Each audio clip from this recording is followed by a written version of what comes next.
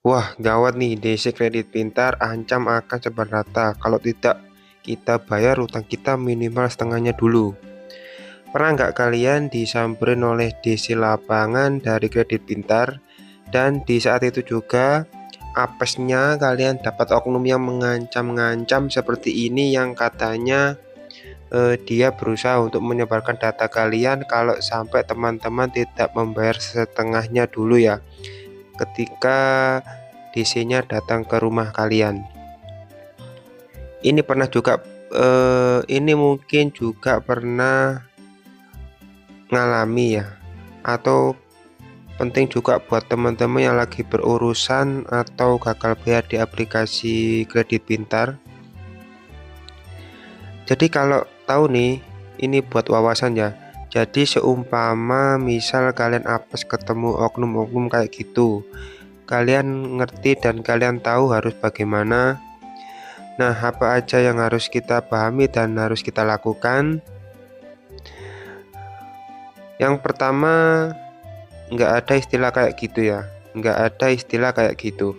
Mereka ngancam sebar data aja. Sebenarnya kalau kalian punya bukti ya, mereka bisa dituntut loh atau bahkan dipecat sebagai DC karena secara pinjol sendiri aturannya itu kan nggak boleh ya, pastinya ya nggak boleh kayak mengancam sebar data atau mengancam nasabahnya agar segera membayar, itu tidak boleh, bahkan tidak diperkenankan juga.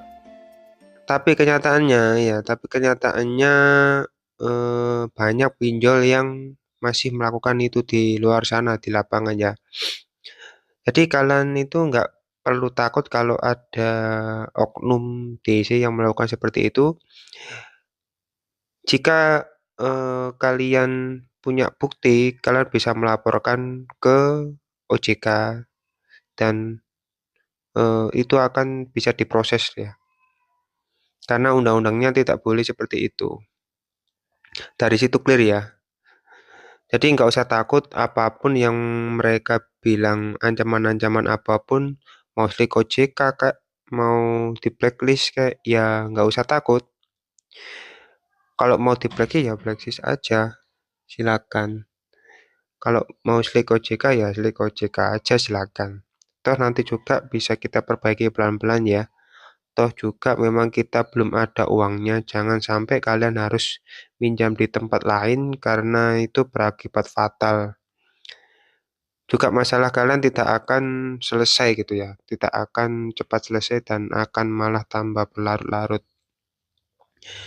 Mungkin buat sebagian orang mikir lah, namanya utang kan harus dibayar.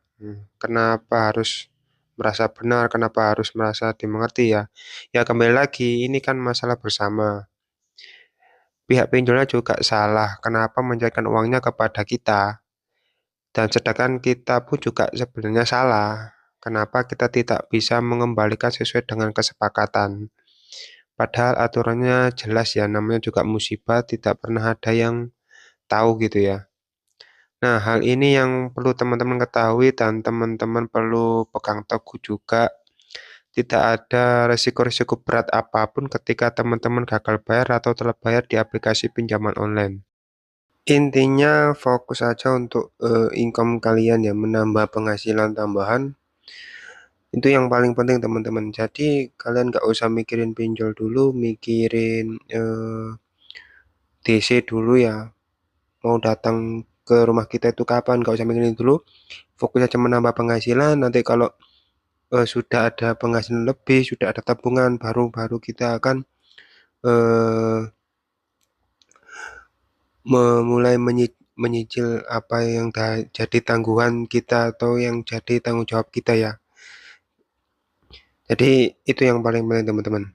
Harus fokus sama yang ada sekarang, harus fokus sama pekerjaan, keluarga, dan yang bikin kalian lebih positif lagi gitu ya. Oke, segitu dulu video kali ini. Semoga bermanfaat. Wassalamualaikum warahmatullahi wabarakatuh.